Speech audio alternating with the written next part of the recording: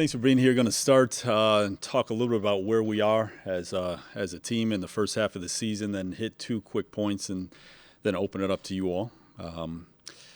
Obviously, no other way to describe our first half other than very disappointing. I had 8 opportunities in the regular season, haven't pulled out a victory yet to this point.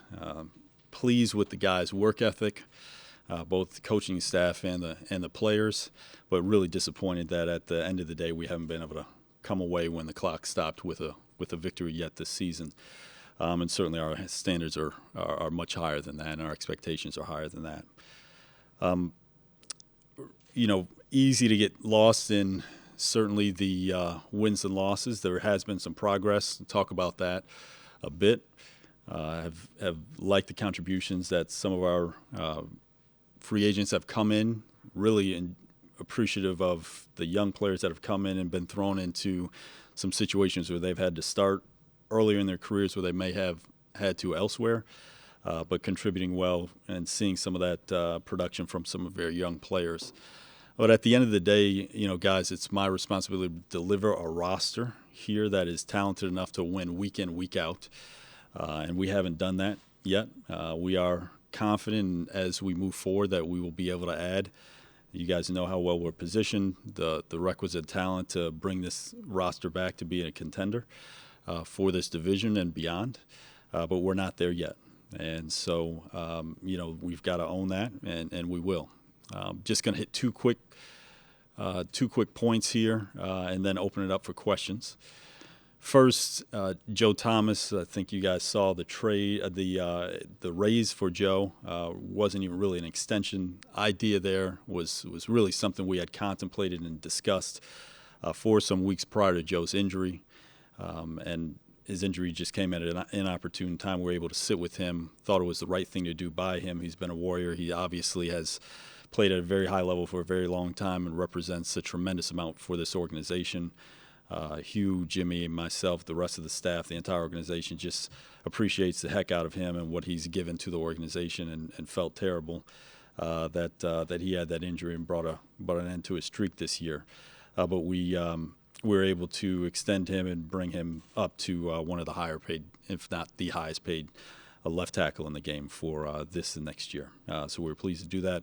And then secondly, I think this has been reported, but I was just going to hit so everybody's clear. Josh Gordon is not back in the facility today. He will be back tomorrow. We have had very little contact with Josh, so I'm not able to comment much on the state of his being. We have had some preliminary conversations with him. We're looking forward to having him back. He will not be able to practice for the first couple of weeks while he's here. But otherwise, he'll be back on the roster afterwards. So I'll open it up. Hey, Sashi, how would you characterize the relationship right now between the front office and the coaching staff? Good. I think these builds are challenging, Tom, and they do place a lot of adversity on organizations. I think organizations and individuals' characters come out. Character comes out in those circumstances, and obviously not going to sugarcoat anything. Last week was a tough week for us from a PR perspective and things that we can get better on. But the groups are working together and working hard, and we'll continue to. But we understand, while we haven't had the results we aspire to, that those are going to be, the types of stories that come out. Now, we have to do everything we can to stay unified. And I think those are the keys. That is the key ingredient towards making this a successful effort, on both parts, and we will get there. Can you take us from your end? Tell us what happened with this McCarron trade, please. Yeah, it's a lot simpler than what's been written, truly. This is just a matter of getting to a deal too late in the process. And I think both sides, both Cincinnati and us, tried our damnedest to try to get the paperwork in at the last minute. And we're talking about minutes and seconds before the trade deadline ended. We were on the phone with the NFL at the time to try to make it happen. It did not happen. I do think Cincinnati in earnest tried it. I know we did everything humanly possible to get it done. It just didn't happen. It is truly that simple. But did they get theirs in on time? Their paperwork in? That's it. Everyone, that's what we've. Did they get theirs in on time? It's too technical to try to simplify that way. So there's no paperwork that either side got in Jeff, that would allow a deal to happen. And it's truly that simple. They had our paperwork, we had theirs, and then it was incumbent upon us to send it in. Sabotage has been used, that you didn't want to make the deal deep down, so you delayed, or whatever you want to say. Do you want to address that? Yeah, I'll go back to kind of the point I made to Tom earlier. When you're in this situation, things are going to get written that way. We're big boys enough. That's wholly untrue. I think we were all in there together, Hugh, myself, and a couple other staff members that work on these things at the time we were trying to get the trade done.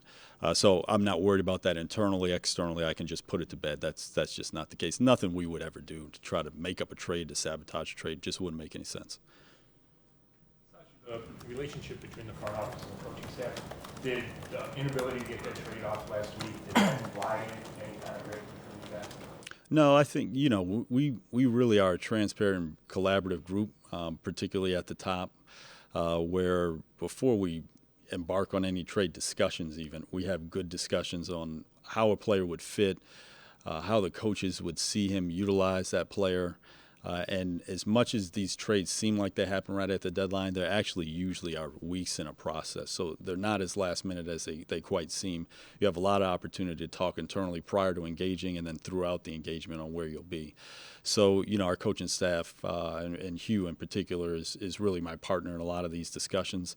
He understands right where that is and all the efforts that went into it. I mean, Hugh said last week that everything needs to be perfect to win, and he said he was going to ask Jimmy to improve the roster, and then you don't get that quarterback. So how does Hugh react to that? Well, listen, he's there. He knows the efforts that went in to try to get the deal done. It didn't happen. And, at the end of the day, it's our job to make those things happen. In terms of getting the actual transaction finalized, we were all disappointed that it didn't happen. I guess the one thought would be that you talk about the deal coming in at the last minute. I guess why didn't the wheels start turning earlier on McCarron? Yeah, and I think that's the place where, I'm not going to talk a lot about the conversations with Cincinnati, but that's a place where I think when we look back and try to learn from all of our experiences and some of the transactions that we undertake, that's the one place that I think we were talking this morning a little bit about, what we would do differently next time. I think that's a fair critique. Deadlines do make deals, but they don't have to, and so we can get better there. Why did McCarron in the first place? What would he have done for the organization? Yeah, I think AJ's a guy who's experienced in our system, obviously has played in the NFL games. Hugh's got a lot of familiarity with him, so for all those reasons, he's a young quarterback who's shown some talent and promise on the field and has familiarity with our system. That's a very rare combination. It wasn't just written, the word sabotage. I mean, it's been discussed by other teams, unidentified, but nonetheless reported nationally. Why doesn't that bother you? I couldn't tell you, Tony, what other teams are going to discuss, and frankly, that's not our concern. We know what we do here in the building. We stay on the same page in good communication. So, You're on the same page, you're in good communication, you and Hugh are working in lockstep, but everything that's said and written and some of the stuff that's been reported that's leaked out is completely contrary to that. So I guess how do you reconcile or justify that position that you guys really are on the same page and working together when the common perception that is out there right now is that you guys really aren't on the same page?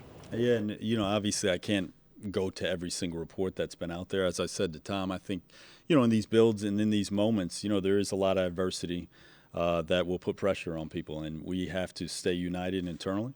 I wouldn't address it other than that, but we are working together, and that's what I would say to it. So, Can you tell us, did you call the Patriots to see if you get him at the deadline, or what happened with that one? I wouldn't get into all the discussions we had. I know the McCarron thing is a little unique just because it's been so widely reported, and there actually was trade paperwork sent to the league. But, Jeff, as you know, under league rules, I can't comment on our interest in another player and wouldn't comment, frankly, just respectfully to other teams about what comments we did or did not have with the Patriots or anyone else, and you shouldn't read into that one way or the other. You said you haven't been able to deliver the kind of roster that you want to this point. What has been your biggest failing in your mind? I think overall I would begin this by saying, we were really realistic about where our roster was when we took over December 2015, coming in January 2016.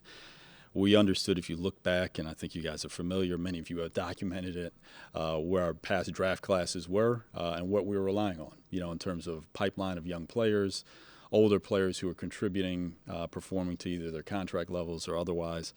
And that's no excuse. I mean, we want, as I said from day one, we want the winning to start as soon as possible. And it's one of the reasons we so aggressively have tried to position ourselves in terms of, I think we're going to end up with something close to about 5 drafts in 3 years, the equivalent of that. So we're realistic, first of all. And then secondly, listen, I want to arm our coaches, and our personnel staff wants to arm our coaches with as much talent as we possibly can have to go out there and win every Sunday. And, there's certainly a lot of opportunities out there, and we're realistic. There will be those opportunities, whether it's, a player that's going to perform on another team at a high level or is performing on another team that you had a chance to draft, or a free agent that you miss on a trade that you don't quite get transaction. That's part of it. And we have to be realistic and accountable to that. We're not going to be perfect. That's not the name of the game, but it's to be better than the others. So we have a very aggressive plan as we move forward to bolster this roster in a huge offseason, probably the most important we have coming up, and we'll plan to execute on it. The long view rebuild of 3, 4, 5 years, whatever timetable you want to put on it, why was that the route that you and the organization felt was necessary? But when you look around the league, teams every year, they go from 4-12 or 5-11 to 10-6 in the playoffs the very next year. So, and the common denominator is they add the quarterback. So why was building the team first and then trying to insert the quarterback, why, in this long-term view, why was that the route you guys took? Yeah, so common kind of chicken and egg question, right, that goes on in this league. And I think you've seen people debate this one way or the other. Many of you have kind of documented this with the Tim Couch experience here, whether they threw Tim out too early and kind of ruined his career. I don't subscribe to that one way or the other. I think circumstances change. It's different in every building. It's different on every roster. It's different with every quarterback and his personality and makeup. For us, I think the first thing we realized is how far we had to come in terms of replenishing our talent. And so as we've made decisions to trade back at different times, that's been a theme of that. We are, I promise you, very intent on addressing the quarterback position. Even when we haven't taken one high in the last 2 years, we've found ways to add, other players to that room, and we'll continue to look for every opportunity there. In all honesty, I don't think there's a right answer, and I don't think anybody ever knows, because you never can prove the negative, what would have happened if something else. But there's certainly teams that are out there that are turning around. We are going to be one of those teams. We're confident in what we're going to do moving forward. But, these things will always be second-guessed until we win, and we understand that. And we certainly have high expectations for ourselves, and we're not going to sit here and cry for ourselves. No one's crying for us. This is football. Is it true that that you were gone by 5 p.m.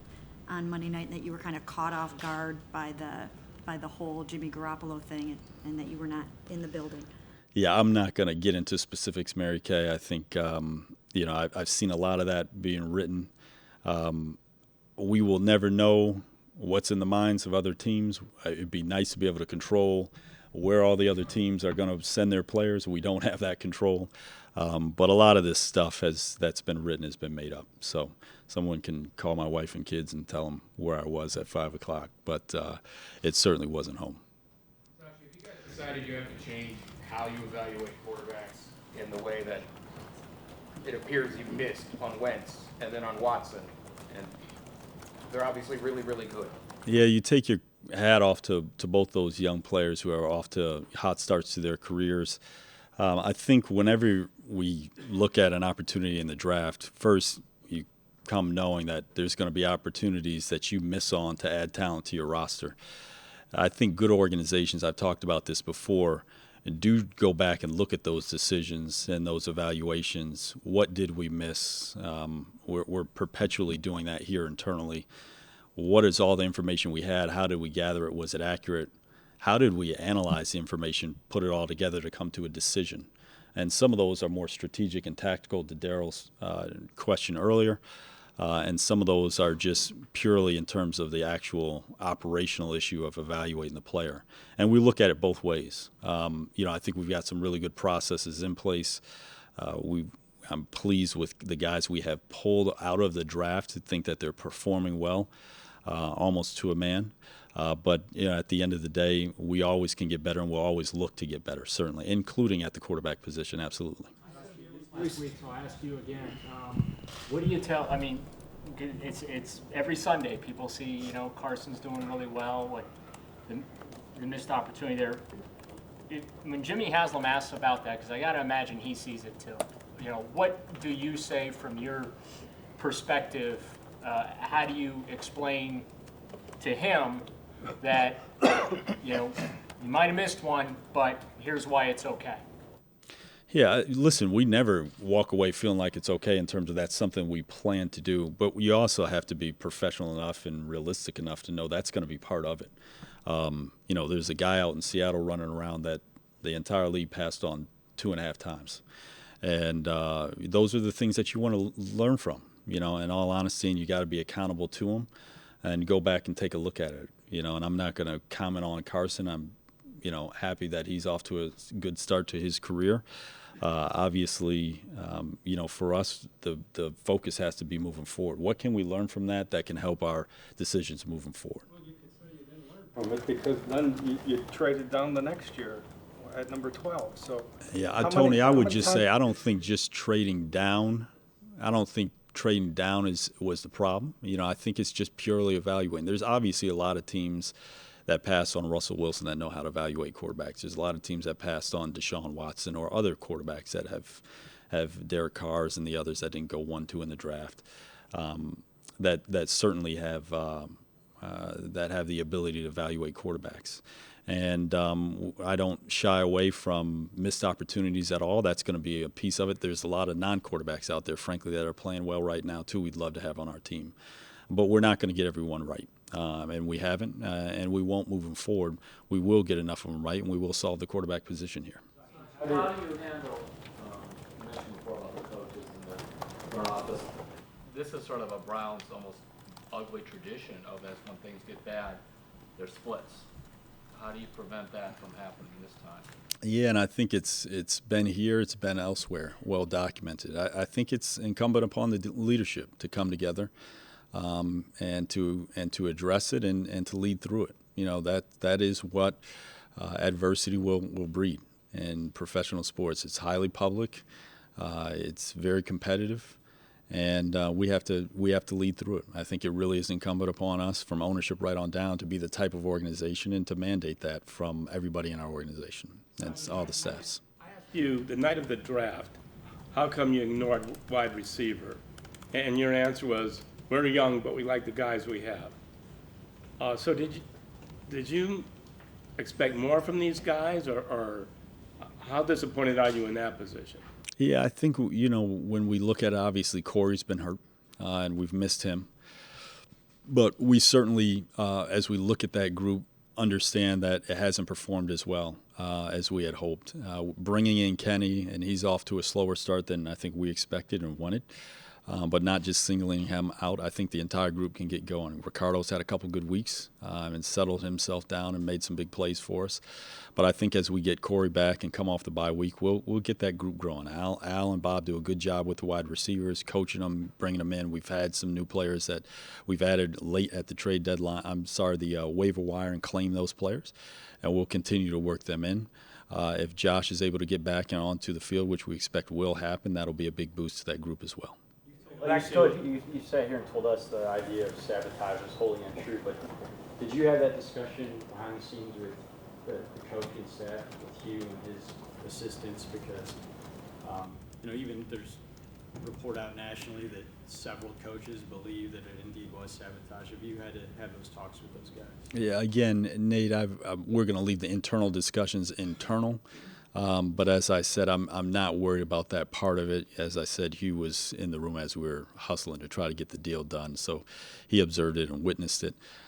For us, we have to be realistic and big boys about the fact that right now we're not great, and it's easy to pile on and write various things. So all those things, to Terry's point, we'll have to lead and as a leadership group, not just me, but as a leadership group, get through.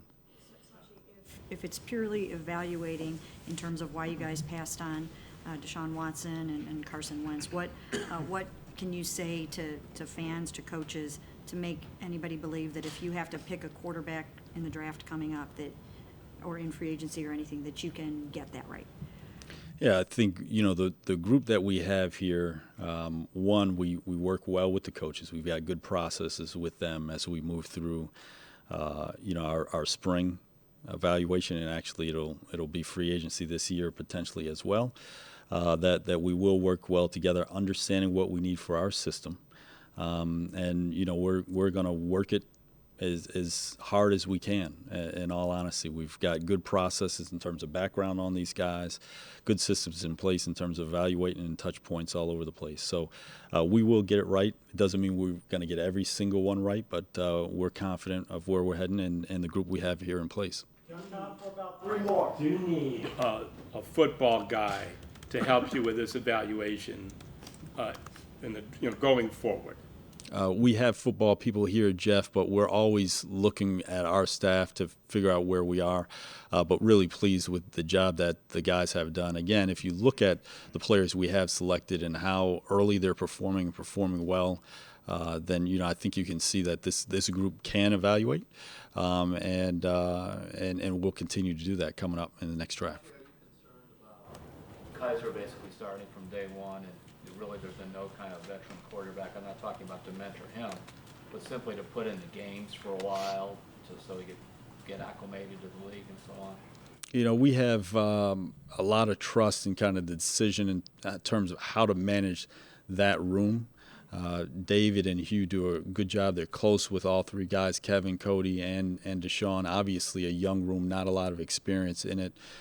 Decision that we made, at the deadline to move on from Brock. And so it's something that we'll certainly have discussed and revisit. But Deshaun's doing a good job in terms of his resilience, his focus. All three of those guys are working hard. Cody and Kevin have been ready when their number's been called. How did ownership react to the failed McCarron trade, and do you have any worry whatsoever that it could ultimately cost you your job? I don't. I think we're in good communication with both Dee and Jimmy on these things, and they're well apprised of what we're doing and why and how things come together. I think they've seen our track record in terms of being able to perform and pull off some of the more creative deals in the league and a host of just simple, straightforward of these transactions, whether they're in this season or in draft day. So I don't. I think they understand that we've been as aggressive as any team trying to churn this roster and improve it.